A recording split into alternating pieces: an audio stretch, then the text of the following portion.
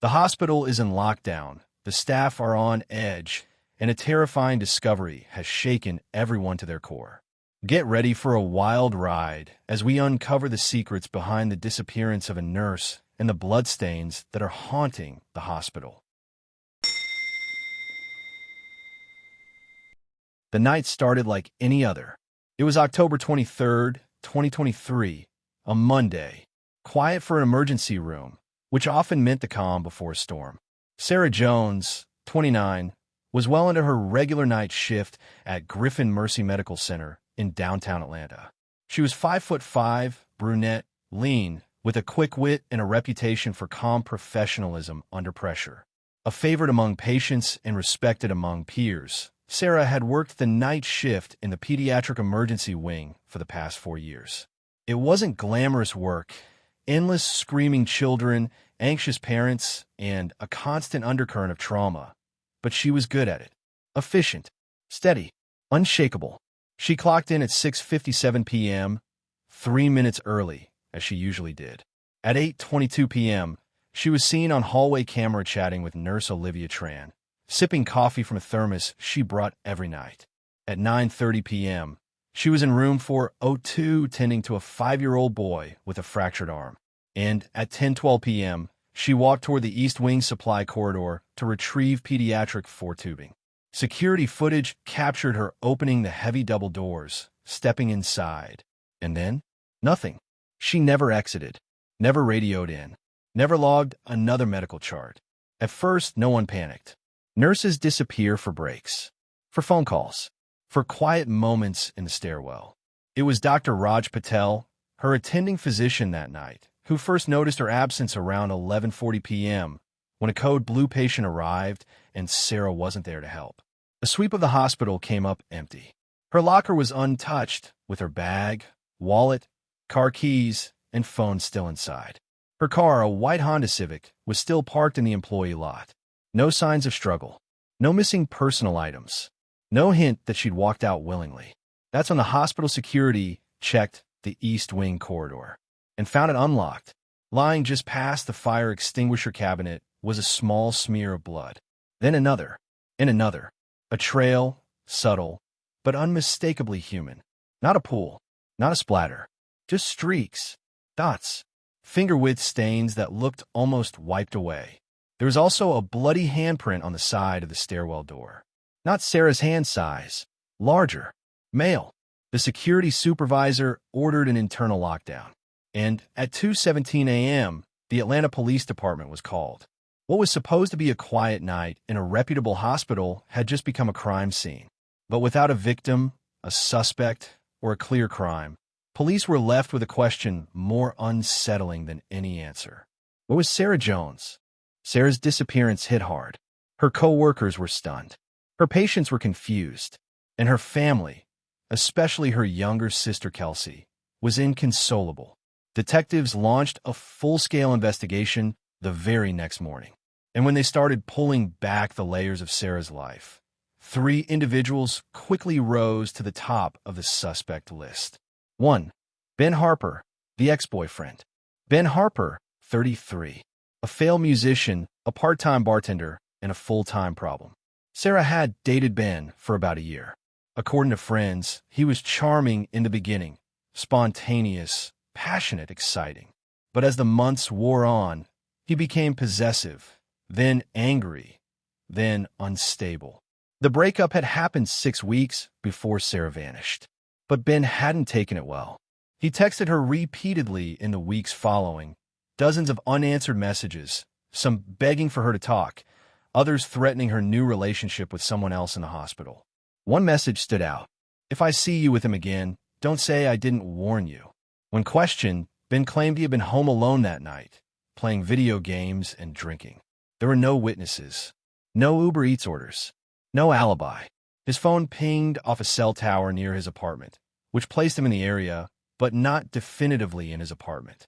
What's more, Ben had once been arrested for domestic battery after a fight with a former girlfriend turned violent. Charges were dropped, but the history remained. To police, he was a clear person of interest. 2. Dr. Alicia Morrow, the disgruntled colleague. Dr. Alicia Morrow, 41, was an ER attending physician. Brilliant, ice cold, and by most accounts, ruthless in her climb to the top. Sarah had filed a formal complaint against her 2 weeks earlier, alleging that Morrow had authorized excessive morphine for patients who hadn't required it. Sarah suspected something worse, drug diversion, maybe even theft. The case was under internal review, and Morrow had everything to lose. When police checked badge logs, something jumped out. Dr. Morrow's hospital ID had been used to access the supply corridor just 1 minute after Sarah entered. She denied using her badge, claimed it must have been a technical glitch or badge cloning.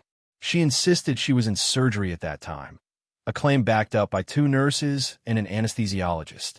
But when questioned further, inconsistencies emerged. She couldn't recall the name of the patient. The operating room logs were missing timestamps. Suspicious? Very. 3. The man in the blue coat, the shadow figure. Several nurses had reported seeing a strange man in the waiting room multiple times over the previous 2 weeks. No one knew who he was. He didn't sign in, didn't speak, just watched. Footage from the night of the disappearance showed him again, wearing a blue windbreaker, jeans, a surgical mask, and a hospital visitor badge. At 10:11 p.m., he was seen briefly turning into the corridor, just ahead of Sarah. He was never identified, never came forward, and wasn't in the hospital system. But one off-the-record source, a nurse who once worked at a Southside pain management clinic, recognized him from a DEA bulletin. Victor LeMay, suspected courier in a drug trafficking operation targeting Atlanta medical facilities. Sarah had worked at that same clinic 2 years prior, and she may have uncovered far more than she realized. The case exploded. TV news vans lined the street outside Griffin Mercy. True crime podcasts speculated wildly. Hashtags like #FindSarahJones and #BloodInTheCorridor began trending. But the investigation itself was a mess. The smears in the stairwell and corridor were tested. It wasn't Sarah's blood type. It matched type B positive, rare but not exclusive. That sample was run through CODIS, the national DNA database.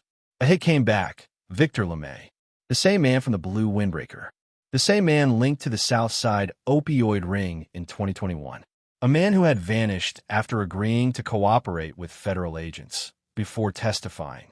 Now, his blood was in a hospital corridor on the night Sarah disappeared. Detectives reviewed more than 90 hours of CCTV footage.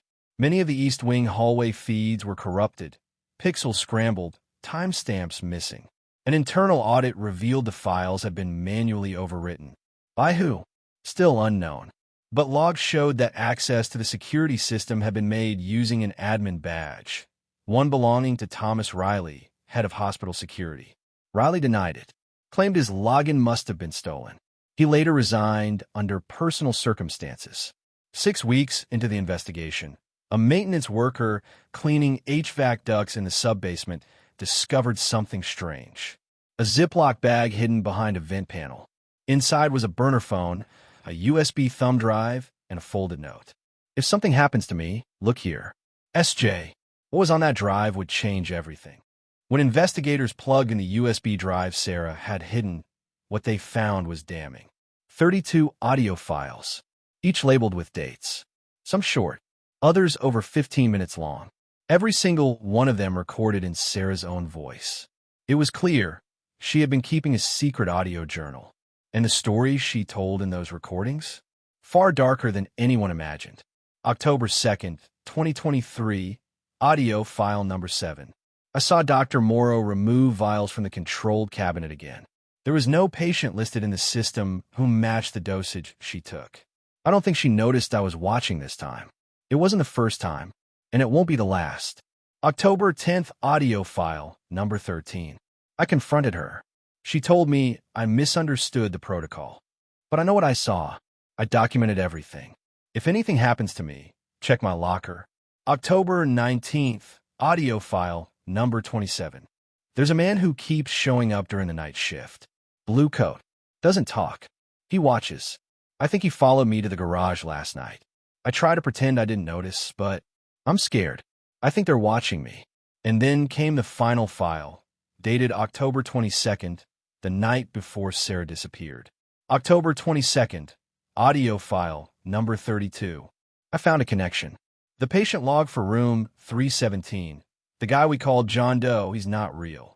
There was no intake form. He was listed under a fake name. I think he's part of it.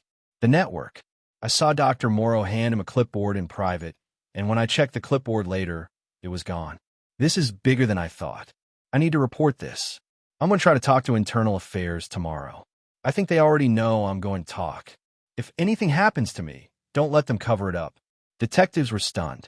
Sarah had essentially outlined the blueprint of an internal narcotics ring, operating under the guise of emergency care.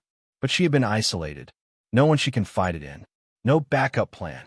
No way to protect herself. With the USB in hand, investigators obtained a warrant for Dr. Morrow's home and locker. Inside her private email folder, they found communications with a man named Victor LeMay, the same man in the blue coat who bled in the hospital that night. One email simply read, "She knows. We need to handle it. Soon." It was all coming together. Sarah had discovered Dr. Morrow had been stealing and falsifying medication records. LeMay was a courier for a still-functioning part of the South Side opioid ring. Griffin Mercy had unknowingly, or possibly knowingly, become a central hub for moving stolen prescription drugs. Morrow and LeMay had used fake patients, falsified logs, and silent nighttime handoffs to distribute thousands of dollars worth of narcotics per week. And Sarah? She had been the only one watching closely enough to connect the dots. Victor LeMay was already dead. 2 days after Sarah disappeared, his body was found floating in the Chattahoochee River. Autopsy reports showed he had been shot in the back of the head, execution style. Handbound. No ID. It wasn't until the blood evidence from the hospital was run through Cody's that his body was positively identified. So, if LeMay died 2 days later and Sarah vanished before that, what really happened in that stairwell? Who killed LeMay? And more importantly, what was Sarah? The dominoes started to fall. Dr. Alicia Morrow was arrested and charged with conspiracy to distribute controlled substances, tampering with evidence, obstruction of justice, and falsification of medical records. She pleaded not guilty. Her attorneys claimed the entire case was built on unverified recordings and hearsay, and that Sarah Jones, if she even still exists, is not a credible witness because she's not here to testify. Hospital Security Director Thomas Riley, whose admin login was used to wipe footage, was never charged. There wasn't enough proof that he had directly accessed the system, but he remains under federal investigation. A handful of lower-level staff members were quietly fired, and several departments were subjected to sudden audits. But the core leadership of Griffin Mercy, they denied everything. The hospital issued a public statement. "We are cooperating fully with the investigation and deeply saddened by the disappearance of Nurse Sarah Jones. At this time, we have no reason to believe any criminal activity took place on our premises." Despite national attention, dozens of tips, and round-the-clock searching, Sarah was never found. No body, no confirmed sightings, no fingerprints, no credit card activity, nothing. Her sister, Kelsey, still holds out hope. In a tearful 60 Minutes interview, she said, "Sarah was smart. She was brave, and she knew what she was getting into. I think she left. I think she faked her disappearance to stay alive. Others believe she's gone, silenced by the very people she tried to expose."